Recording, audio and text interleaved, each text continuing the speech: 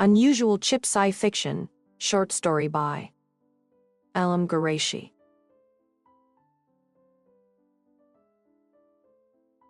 My mother let out a scream as though she had encountered something terrifying, fixing her gaze on me in sheer astonishment.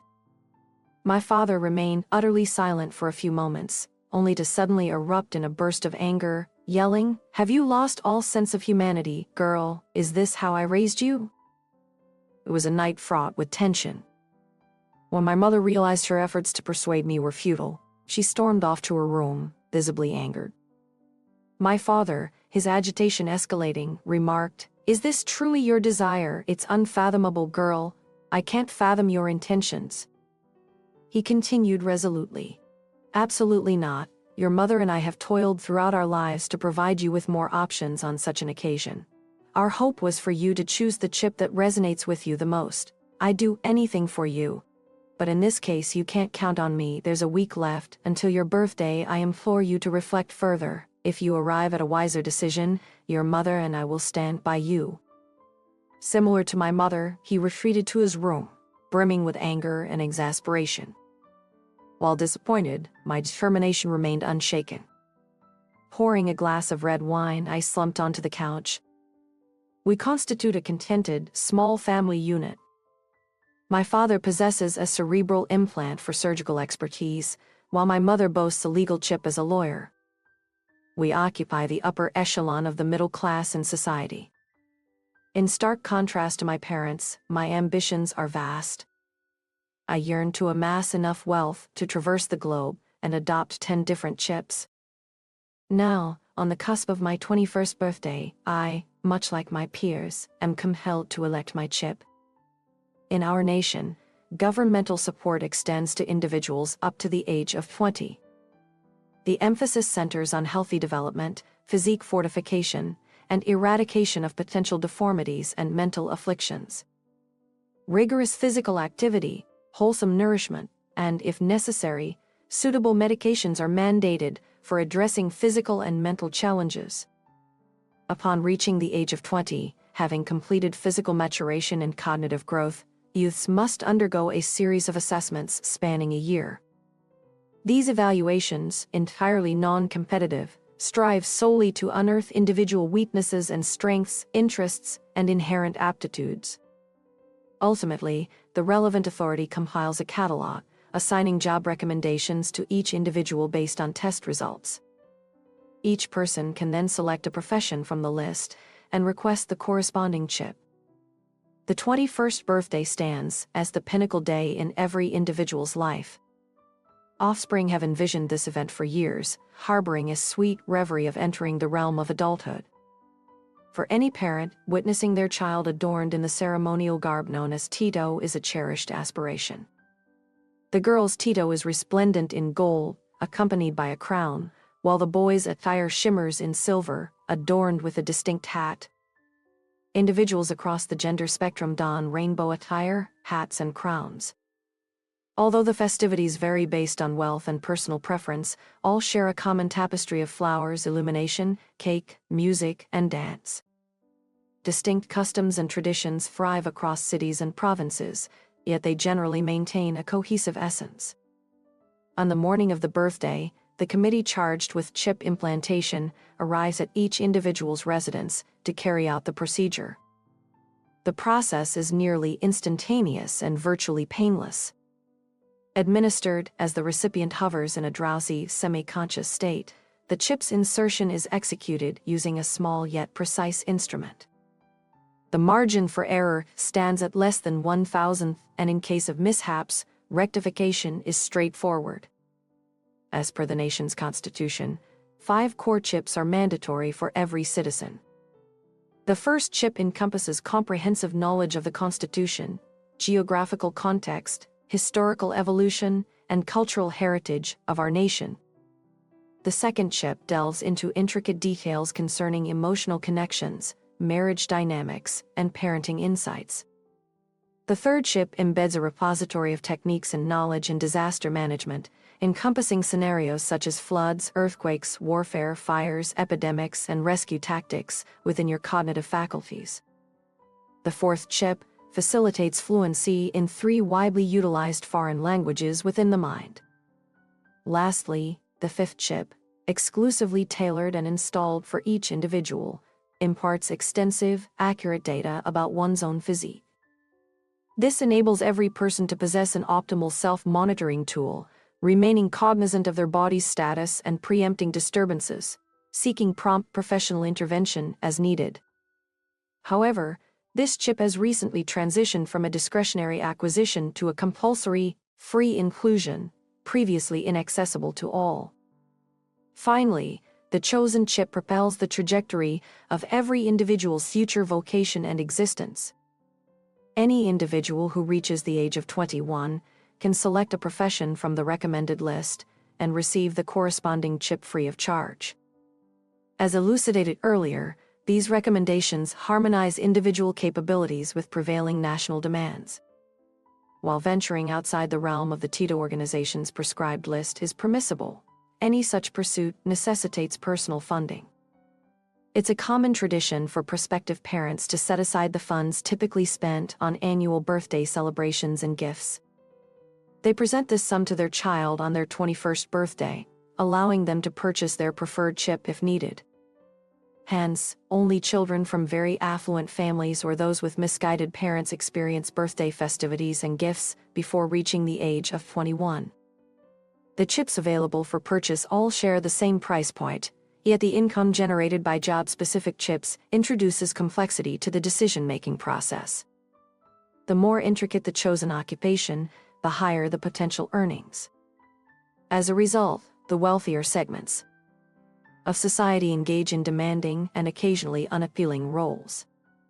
For example, those engaged in tasks involving waste management, chemical exposure, hotel room cleaning, burial and cremation services enjoy substantial incomes. Professionals working with children also garner respectable salaries due to the gravity of their responsibilities. At the opposite end of the spectrum, scientists conducting research in laboratories receive the lowest remuneration. This category encompasses lawyers, various department employees, general physicians, artists, and writers. Naturally, earnings vary based on the complexity of daily tasks, level of responsibility, and prevailing conditions. The chips are repositories of all accumulated human knowledge, perpetually updating themselves automatically. Although there's a possibility of introducing skill factors into the chips in the future, current jobs demanding physical prowess necessitate completing a brief practical course post-chip implantation. For instance, my father, upon receiving a government-sponsored medical chip at 21, immediately commenced work. Several years later, after marrying my mother and my birth, he used the funds his grandmother had saved for him to acquire specialization in brain surgery. Following a practical training period of roughly 6 months, he now stands as one of the premier brain surgeons, commanding a relatively high salary. On her 21st birthday, my mother received a government chip related to tax rights, leading her to her current employment at a construction company with a notably modest income. By global standards, our society stands as a contented one, and I take pride in having the autonomy to shape my lifestyle. I'm aware that certain nations still have restricted chip access, with the technology controlled by the privileged, while the general populace remains excluded, placing them beyond the reach of ordinary individuals unable to contend with the powerful. In their educational systems, schools, lessons, and physical books persist. They continue to enforce native languages and grapple with issues of theft and crime. In my perspective, when humanity reaches such a dire point, it retreats into superstition and the supernatural, sinking further into ignorance and degradation. Honestly, I also occasionally encounter a malevolent impulse within myself, but my upbringing keeps it in check. While I have no intention of causing harm to the less fortunate, I sometimes ponder whether it's possible to view life as a jest and play practical, albeit harmless, jokes on those leading entirely ludicrous lives. This fire within me eludes extinguishing, despite my parents' best efforts. I've always harbored an affinity for comedy. From childhood, I aspired to don the resplendent golden Tito attire on the day I'd attain my acting degree, embarking on a career as a comedian and perhaps even a magician. I consistently triumph in games not solely due to intelligence, but rather due to an innate flair for artful deception. While I'm not proud of admitting this facet of myself, it's an undeniable reality I'm sharing with you. In any case, the countdown had begun, and I was tasked with announcing my final decision to the Tito organization within 3 days. My resolution was unwavering. The only remaining hurdle was securing my parents' consent and financial assistance. The ensuing day commenced with heated debates between my parents and me. My father deemed the chip choice as embarrassing, certain I'd come to regret it. Meanwhile, my mother, formerly thrilled about her acting aspirations and readying herself for the ceremony, now sat in a corner donning a mournful expression, her silence more vexing than my father's stern words. I reminded my father of his 21 years of savings, implying that I owed him gifts and birthday celebrations for the same duration. While admittedly forthright, my father responded calmly, proposing to procure 21 birthday gifts according to his tastes and present them collectively on Tito's Day. This exchange persisted well into the afternoon, eventually leading to my parents' acquiescence. They emphasized that my chosen chip would shape my future life, even if it meant earning money in ways they found unbecoming. However, they assured me of their parental duty to support me regardless of the circumstances. Expressing my gratitude, I kissed them cheekily, prompting my father to jest, "Though we can't say the same about you." We subsequently contacted the Tito organization, communicating our final decision. Yet, the official on the other end informed us that we should await the chip's price announcement. In response to our query about varying prices, he cited this chip as a special case, requiring consultation with superiors for the final verdict. Around half an hour later, a message arrived stipulating that we should anticipate the cost and rationale the following day at noon. This unexpected development puzzled us, as we hadn't encountered prior instances of delayed chip acceptance. Nonetheless, this occurrence kindled a glimmer of hope within my parents' hearts. They speculated that this chip might be withdrawn from the presentation system due to market limitations or ethical concerns. From that afternoon until the following day, time seemed to stretch on endlessly for me. In the evening, I ventured out with my friends to unwind over drinks and conversation. I divulged my dilemma to them, evoking a range of reactions. One of my friends responded enthusiastically, exclaiming, "Wow, how ingenious! How did you come up with this girl?" He raised his beer glass and toasted, "Here's to you, this job does have a bit of a masculine aura, doesn't it?" Another friend, typically more reserved, retorted, "Sexist much?" She questioned the connection between the job and gender, turning to me to add, "You're always drawn to the peculiar. I hope the Tito organization doesn't entertain the idea of granting you this chip, it's absurd." Meanwhile, my other friend disclosed his plans for next month's birthday. Obtaining a medical chip, specialized in skincare for a tranquil, carefree life, prioritizing peace over income.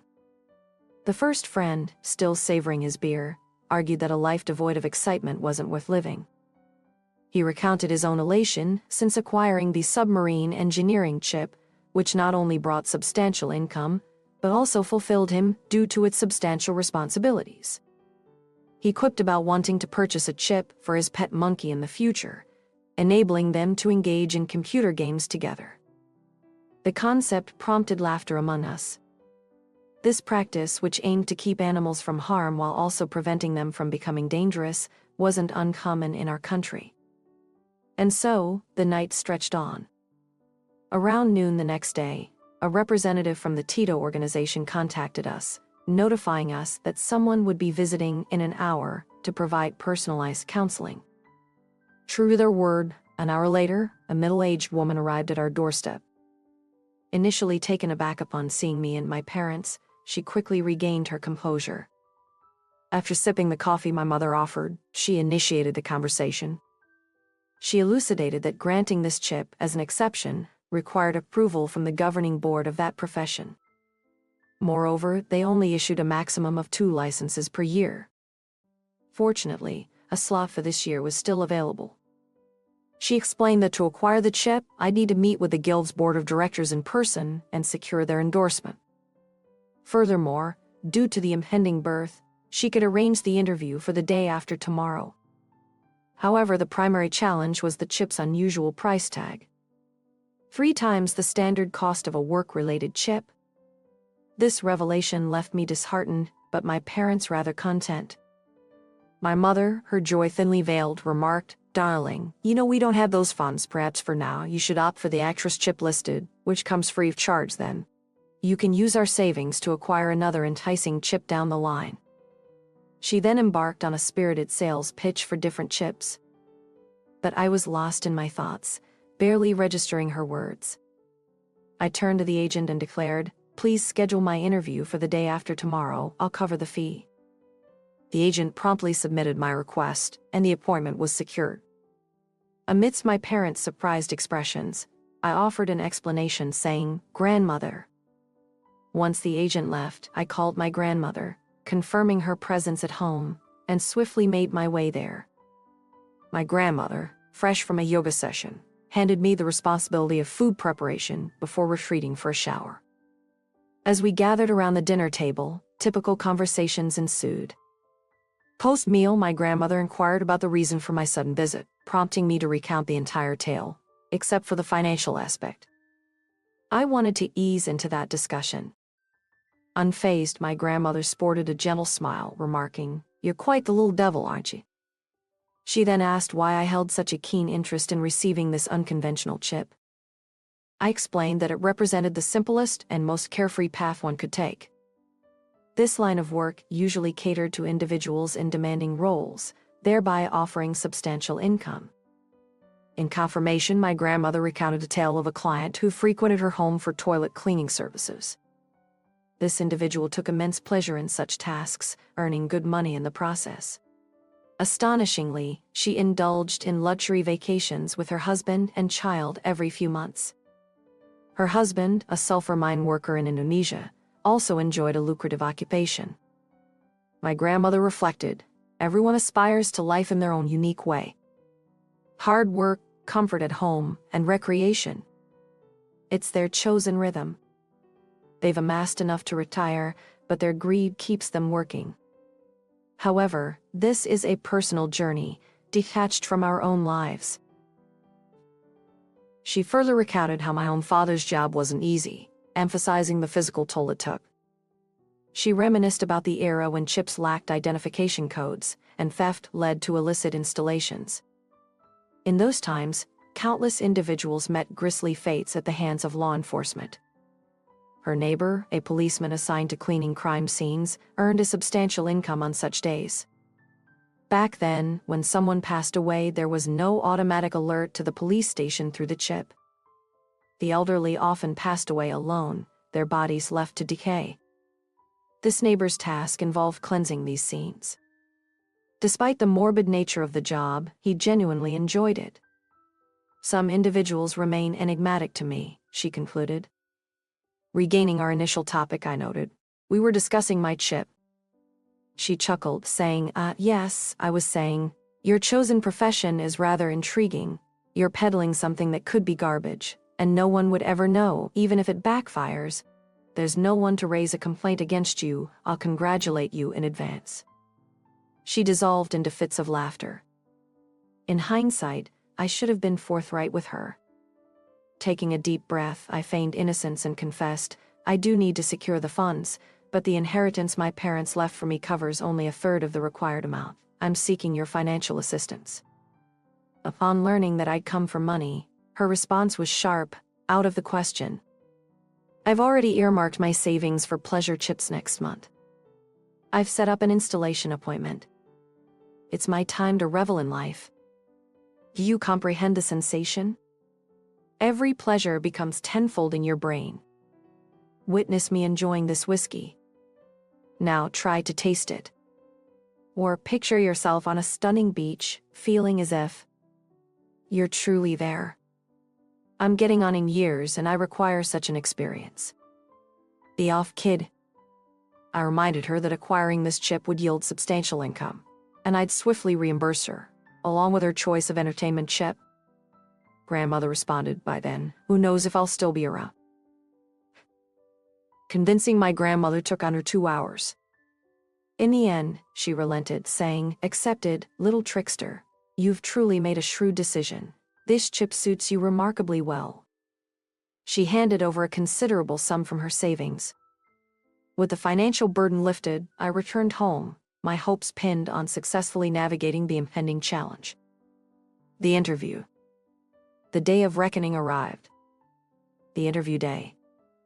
Nervousness gripped me initially, but as I entered the meeting, tranquility washed over me, and I slipped into character. I aimed to portray the person I aspired to become, a role that came naturally to me. The barrage of questions began, rapid and unrelenting. Some questions repeated, approached from various angles. I met the barrage with the confidence of a seasoned actor, ensuring I wasn't beguiled or flustered. Whenever I sensed the meeting winding down, an unexpected twist emerged. I had to undergo a polygraph test, which I hadn't anticipated. Though apprehensive, I concealed my unease.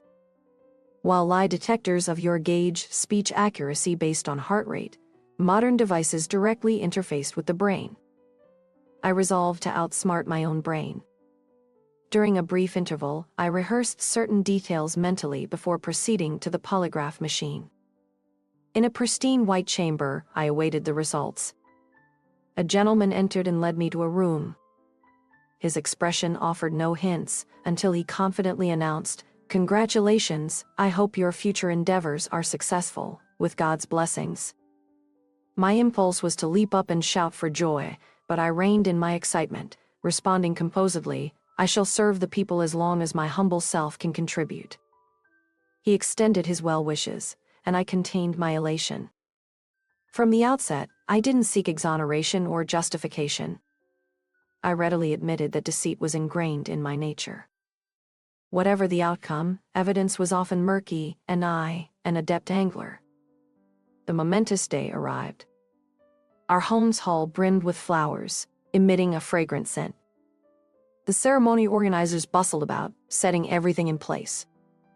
I retreated to my room, settling into a specialized chair. Slowly, distant voices faded, and I sensed the initial 5 injections. The 6th arrived, delayed and seemingly heavier than its predecessors. A chill swept through my brain, as if it had frozen for a century, coating my thoughts. When my eyes reopened, my parents hovered above me. The repugnant agent responsible for the chip installation stood nearby, proffering a glass containing an unpleasant potion. His nasal voice congratulated me, offering counsel, "Rest for at least an hour, and don't hurry to your feet." I shut my eyes once more. A few hours later, I descended the stairs, bedecked in gold and crowned, greeted by the applause of guests. Amidst the throng and the cacophony, I caught sight of my grandmother, winking at me, raising her whiskey glass. From that instant, I stood officially as a religious preacher. Be sure to like our content and stay tuned by subscribing.